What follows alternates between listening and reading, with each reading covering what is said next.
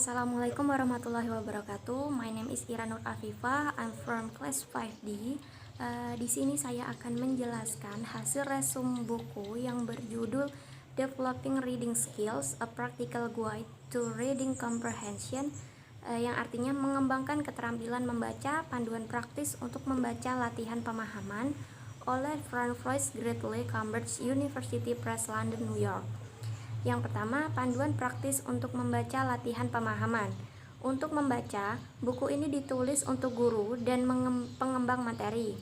Buku ini bermanfaat bagi guru yang tidak menggunakan bacaan kursus dan yang ingin menghasilkan materi mereka sendiri.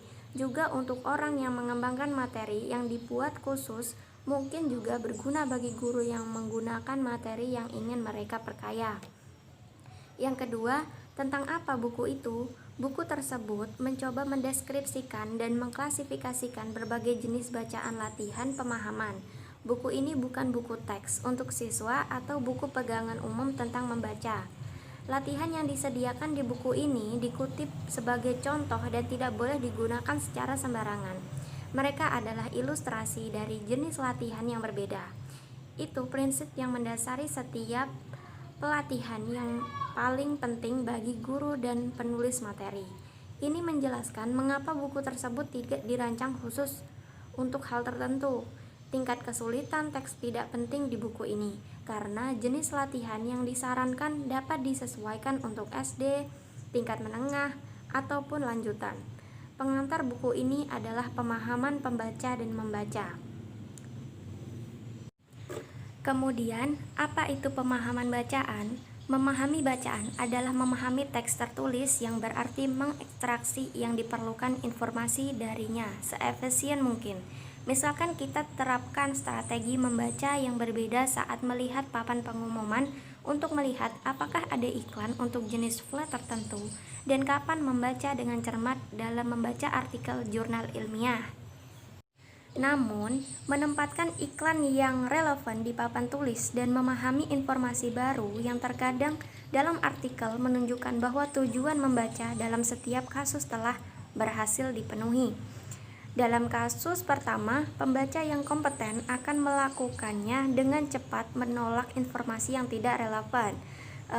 Dalam kasus kedua, tidak cukup jika hanya memahami isi teks, dan pemahaman yang lebih rinci diperlukan. Oleh karena itu, penting untuk memasukkan elemen-elemen berikut ini.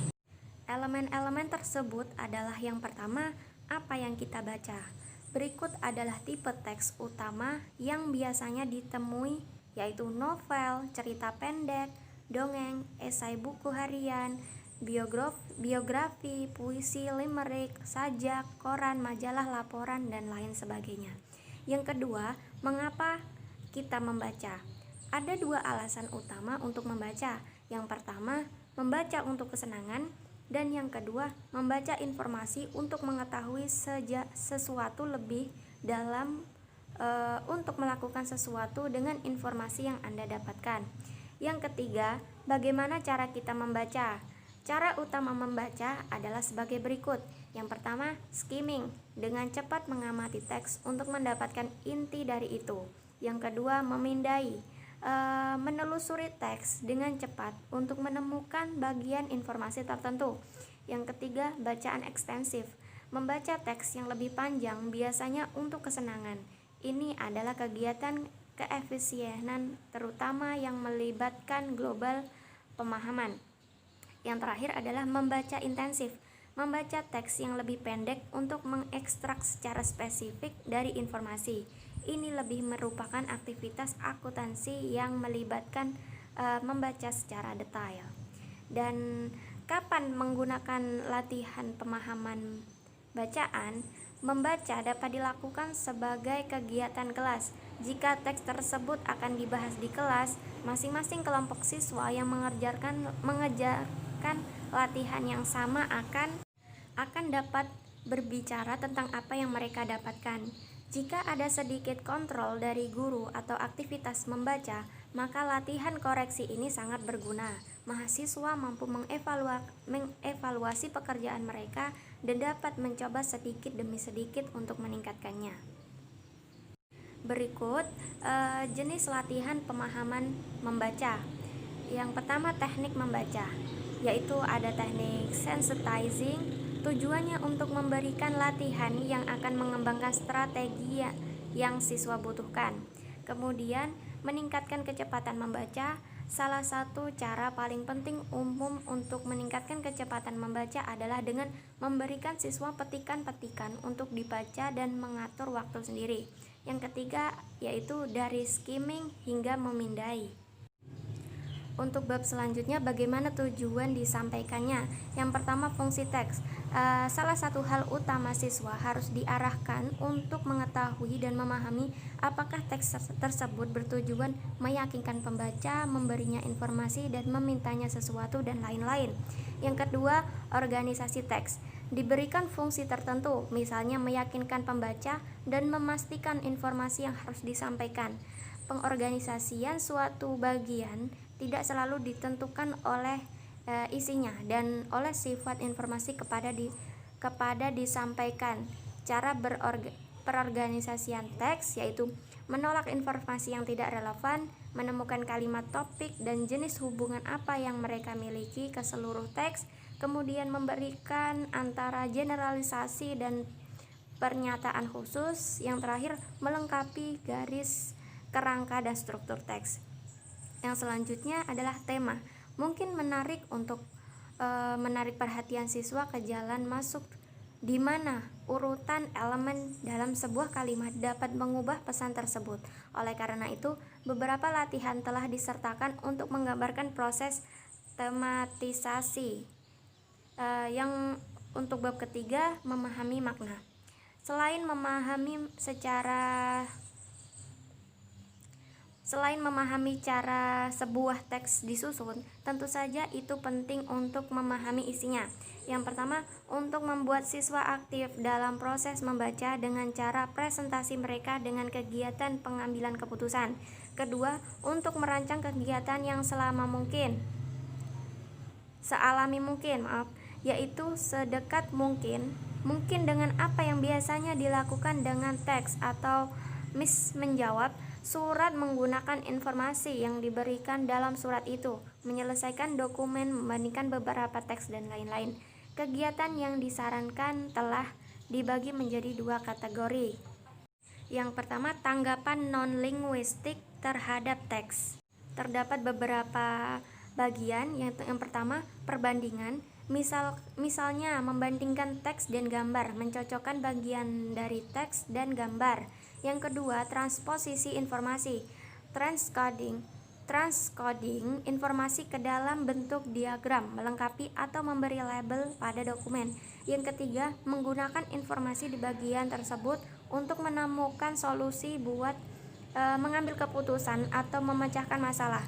Meskipun sebenarnya tidak ada pertanyaan yang perlu menyertai jenis latihan ini, itu adalah satu yang paling berguna karena ini adalah cara kita sering menggunakan apa yang kita baca dan fakta dari kemampuan membuat file keputusan yang tepat untuk menjadi bukti yang dipikirkan oleh siswa teks dan memahaminya. Selanjutnya adalah respon linguistik terhadap teks. Yang pertama, mengorganisasi informasi. Siswa diminta untuk mempresentasikan informasi dengan cara yang berbeda untuk mengaturnya kembali menurut pola yang berbeda. Misalkan menyelesaikan tabel, menyusun daftar kronologis file peristiwa yang disebutkan dalam bagian itu. Yang kedua, membandingkan beberapa teks. Ini adalah aktivitas yang sangat alami karena kita sering membandingkan secara mental versi yang berbeda dan peristiwa atau insiden yang sama. Misalnya kita membandingkan tulisan yang ada di surat dan apa yang kita baca. Yang ketiga, mengisi dokumen. Siswa diminta untuk melakukan lebih dari sekedar memberikan label atau gambar. Mereka harus menggunakan isi teks untuk menjawab surat, mengisi kartu evaluasi, formulir lamaran, tinggalkan catatan, dan lain-lain. Yang terakhir, kemampuan belajar. Keterampilan belajar sebenarnya mencakup banyak tugas yang berbeda seperti penggunaan kamus, daftar isi, atau lihat teknik membaca, atau menggarisbawahi dan tinjau. Tetapi hanya dua keterampilan utama telah dipilih di bagian ini, membuat catatan dan meringkas. Untuk bab terakhir, yaitu bab 4, yaitu menilai teks. Suatu aspek penting dari pemahaman bacaan sejauh ini telah ditinggalkan kemampuan untuk memulai dan mengevaluasi teks. Ini berarti pertama-tama bahwa seseorang harus menyadari sepenuhnya maksud penulis. Maksudnya, pandangan dan kemungkinan. Yang pertama, fakta versus opini. Bertujuan untuk melatih siswa agar mampu membedakan fakta dari opini. Ini adalah bagian penting dari membaca. Kompetensi karena setiap pembaca yang tak harus menyadari caranya penilaian dipengaruhi satu atau lain cara tersebut. Yang kedua, niat penulis. Pada bagian kedua, kegiatan yang difokuskan pada sikap penulis, jenis bahasa tertentu yang bisa dirasakan melalui tulisannya. Ini merupakan menjadi perhatian khusus, misalkan di bagian iklan. Thanks very much for your attention. Itulah hasil resume buku Developing Reading Skill. Saya ucapkan wassalamualaikum warahmatullahi wabarakatuh.